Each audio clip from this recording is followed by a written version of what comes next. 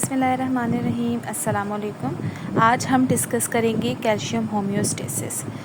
सबसे पहले हमें ये पता होना चाहिए कैल्शियम होम्योस्टेसिस कब होती है।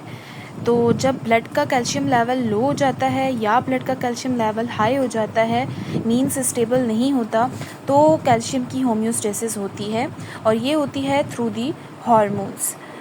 तो सबसे पहले हम बात करेंगे कि अगर बॉडी के अंदर कैल्शियम का लेवल लो हो जाए तो वो हार्मोन्स के थ्रू कैसे रेगुलेट होके अपने आप को नॉर्मलाइज करता है। फॉर एग्ज़ाम्पल, अगर किसी स्टिमुलस की वजह से ब्लड का कैल्शियम लेवल लो हो जाता है तो इसको फ़ौरन एक ग्लैंड हमारी बॉडी के अंदर प्रेजेंट होता है which is known as parathyroid gland, detect करता है कि ब्लड के अंदर कैल्शियम का लेवल लो हो गया एंड देन ये स्टार्ट कर देता है production of hormone which is known as parathyroid hormone. जब पैराथायरॉइड हार्मोन सिंथेसाइज हो जाता है तो ये ब्लड के अंदर रिलीज़ हो जाता है। रिलीज़ होके ये 3 तरह से ब्लड के कैल्शियम को रेस करता है। सबसे पहले ये एक्ट करेगा बोन्स के ऊपर, that result increase in osteoclast activity, जिसकी वजह से बोन से कैल्शियम निकल के ब्लड के अंदर जाएगा और ब्लड का कैल्शियम रेज हो जाएगा। नंबर 2, पैराथायरॉइड हार्मोन एक्ट करेगा किडनी के ऊपर in order to restore the calcium by increase the calcium reabsorption into the blood and increase the phosphate excretion into the urine. The thyroid hormone also promote the production of another hormone from the kidney which is known as calcitriol, which is active form of vitamin D. इससे क्या होगा कि ये calcium की absorption को increase करवाएगा from GIT into blood. तो इस तरह हम लोग कैल्शियम की रीस्टोरिंग या ब्लड का कैल्शियम अगर लो है उसको रेज़ कर सकते हैं through the stomach, through the kidney, through the bones.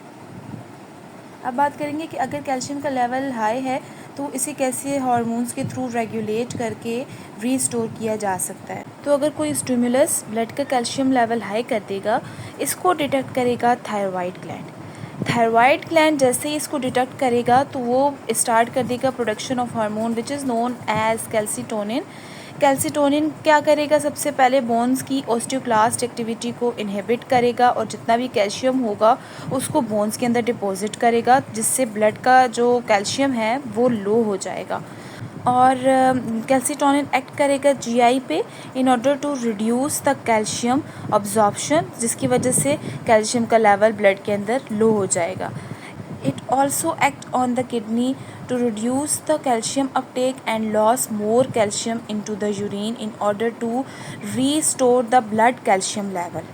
So अगर ब्लड का कैल्शियम लेवल हाई होगा तो इसको रेगुलेट करेंगे through the hormone which is known as calcitonin and अगर ब्लड का कैल्शियम लेवल लो होगा तो इसको रेगुलेट करेंगे through the hormone which is known as parathyroid hormone. Hopefully आज का लेक्चर आपको अच्छे से समझ आ गया होगा। अब आपने इस वीडियो को लाइक करना है, शेयर करना है और चैनल को सब्सक्राइब करना है। तब तक के लिए अल्लाह हाफ़िज़।